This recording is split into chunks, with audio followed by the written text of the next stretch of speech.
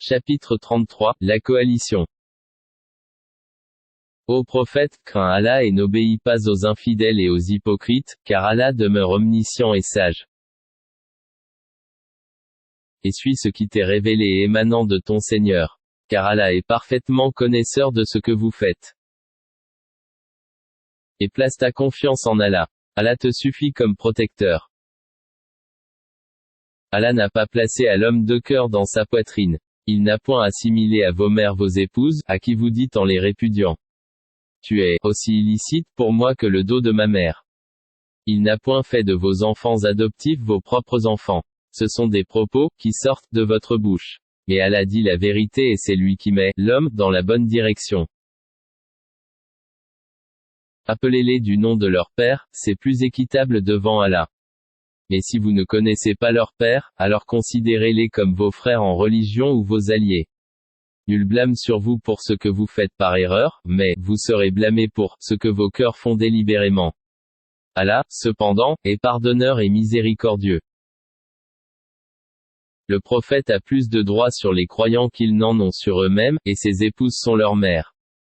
Les liens de consanguinité ont, dans les successions, la priorité, sur les liens, unissant les croyants, de Médine, et les émigrés, de la Mecque, selon le livre d'Allah, à moins que vous ne fassiez un testament convenable en faveur de vos frères en religion. Et cela est inscrit dans le livre. Lorsque nous prîmes des prophètes leur engagement, de même que de toi, de Noé, d'Abraham, de Moïse, et de Jésus fils de Marie, et nous avons pris d'eux un engagement solennel. Afin qu'Allah interroge les véridiques sur leur sincérité. Et il a préparé aux infidèles un châtiment douloureux.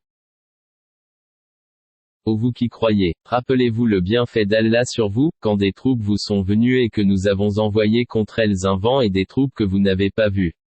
Allah demeure clairvoyant sur ce que vous faites. Quand ils vous vinrent d'en haut et d'en bas, de toutes parts, et que les regards étaient troublés, et les cœurs remontaient aux gorges, et vous faisiez sur Allah toutes sortes de suppositions. Les croyants furent alors éprouvés et secoués d'une dure secousse. Et quand les hypocrites et ceux qui ont la maladie, le doute, au cœur disaient, Allah et son messager ne nous ont promis que tromperie. De même, un groupe d'entre eux dit, gens de Yatrib, ne demeurez pas ici. Retournez, chez vous. Un groupe d'entre eux demande au prophète la permission de partir en disant, nos demeures sont sans protection, alors qu'elles ne l'étaient pas, ils ne voulaient que s'enfuir. Et si une percée avait été faite sur eux par les flancs de la ville et qu'ensuite on leur avait demandé de renier leur foi, ils auraient accepté certes, et n'auraient guère tardé. Tandis qu'auparavant ils avaient pris l'engagement envers Allah qu'ils ne tourneraient pas le dos. Et il sera demandé compte de tout engagement vis-à-vis d'Allah. Dit, jamais la fuite ne vous sera utile si c'est la mort, sans combat, ou le meurtre, dans le combat, que vous fuyez, dans ce cas, vous ne jouirez, de la vie, que peu, de temps. Dit, quel est celui qui peut vous protéger d'Allah, s'il vous veut du mal ou s'il veut vous accorder une miséricorde? Et ils ne trouveront pour eux-mêmes en dehors d'Allah, ni alliés ni secoureurs. Certes, Allah connaît ceux d'entre vous qui suscitent des obstacles, ainsi que ceux qui disent à leurs frères, venez à nous, tandis qu'ils ne déploient que peu d'ardeur au combat. Avares à votre égard. Puis, quand leur vient la peur, tu les vois te regarder avec des yeux révulsés, comme ceux de quelqu'un qui s'est évanoui par peur de la mort. Une fois la peur passée, ils vous lacèrent avec des langues affilées, alors qu'ils sont chiches à faire le bien. Ceux-là n'ont jamais cru. Allah donc, rend vaines leurs actions. Et cela est facile à Allah. Ils pensent que les coalisés ne sont pas partis. Or si les coalisés revenaient, ces gens-là souhaiteraient être des nomades parmi les Bédouins et se contenteraient de demander de vos nouvelles. S'il était parmi vous, ils n'auraient combattu que très peu. En effet, vous avez dans le messager d'Allah un excellent modèle à suivre pour quiconque espère en Allah et au jour dernier et invoque Allah fréquemment. Et quand les croyants virent les coalisés, ils dirent, voilà ce qu'Allah et son messager nous avaient promis, et Allah et son messager disaient la vérité. Et cela ne fit que croître leur foi et leur soumission. Il est, parmi les croyants, des hommes qui ont été sincères dans leur engagement envers Allah. Certains d'entre eux ont atteint leur fin, et d'autres attendent encore, et ils n'ont varié aucunement, dans leur engagement. Afin qu'Allah récompense les véridiques pour leur sincérité, et châtie, s'il veut, les hypocrites, ou accepte leur repentir. Car Allah est pardonneur et miséricordieux. Et Allah a renvoyé, avec leur rage, les infidèles sans qu'ils n'aient obtenu aucun bien, et Allah a épargné aux croyants le combat. Allah est fort et puissant. Et il a fait descendre de leurs forteresses ceux des gens du livre qui les avaient soutenus, les coalisés, et il a jeté l'effroi dans leur cœur, un groupe d'entre eux vous tuiez, et un groupe vous faisiez prisonniers. Et il vous a fait hériter leurs terres, leurs demeures, leurs biens, et aussi une terre que vous n'aviez point foulée. Et Allah est omnipotent. Ô prophète, dis à tes épouses, si c'est la vie présente que vous désirez et sa parure, alors venez. Je vous donnerai les moyens d'en jouir et vous libérerai par un divorce, sans préjudice. Et si c'est Allah que vous voulez et son messager ainsi que la demeure dernière, Allah a préparé pour les bienfaisantes parmi vous une énorme récompense. Ô femmes du prophète, celle d'entre vous qui commettra une turpitude prouvée, le châtiment lui sera doublé par 2 fois. Et ceci est facile pour Allah.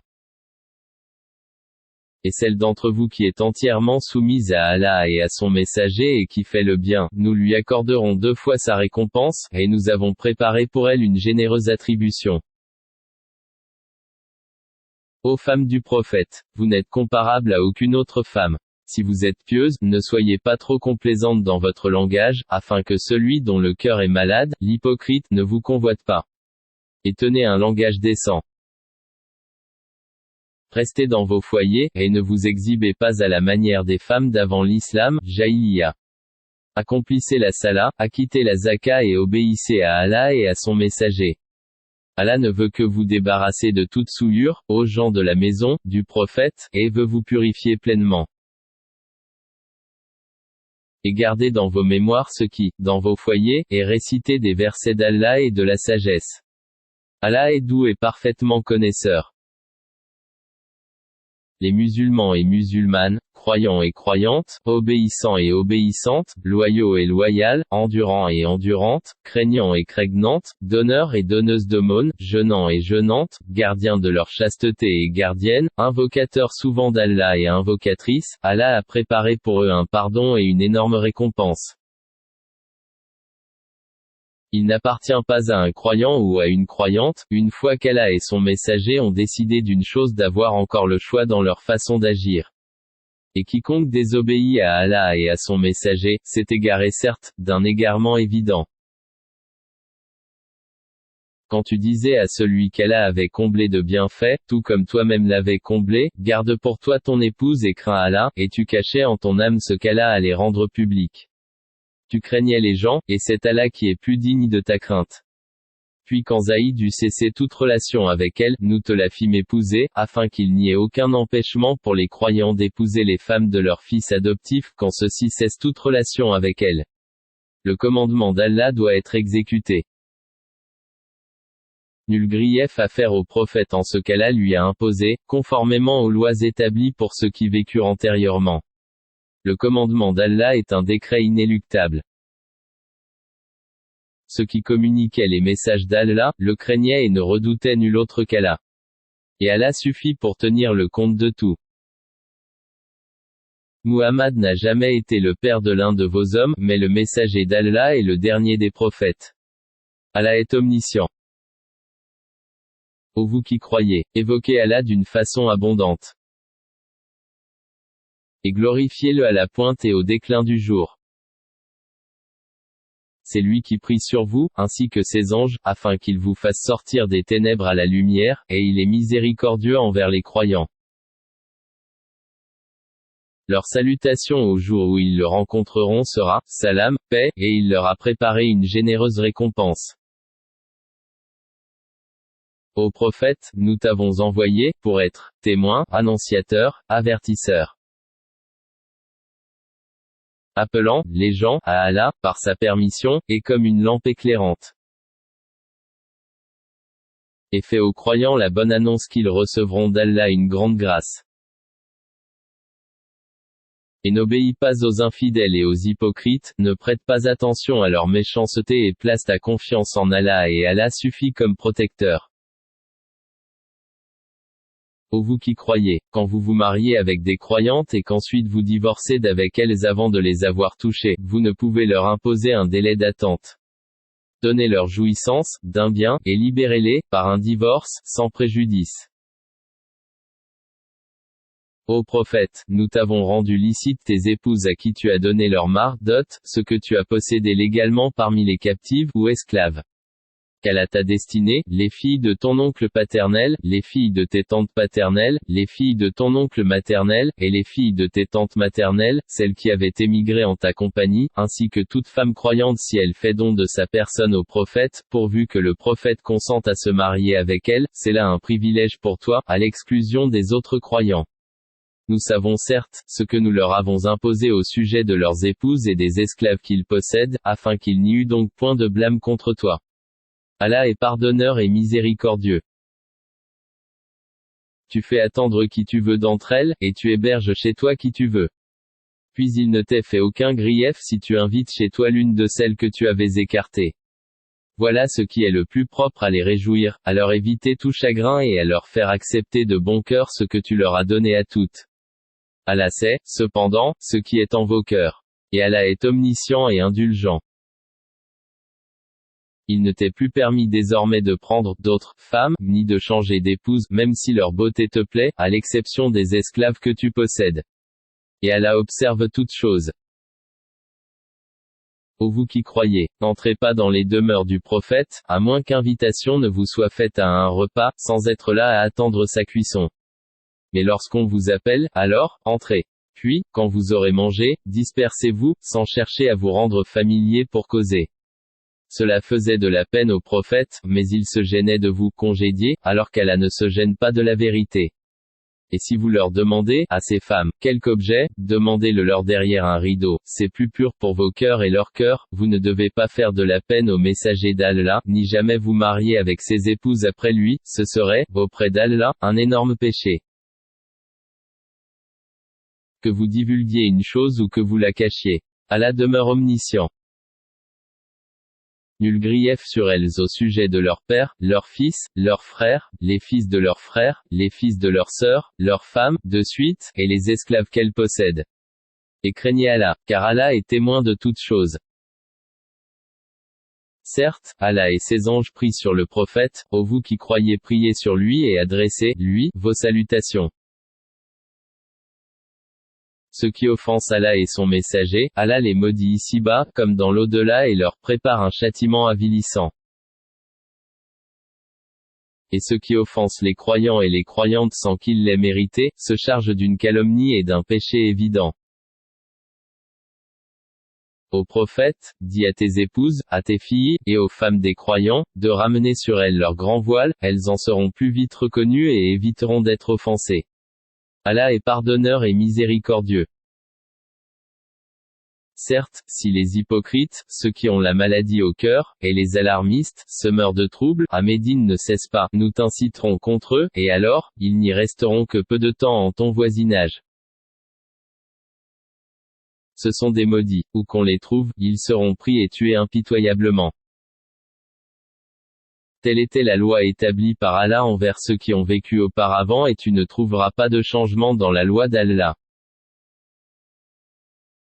Les gens t'interrogent au sujet de leur. Dis, sa connaissance est exclusive à Allah. Qu'en sais-tu? Il se peut que l'heure soit proche.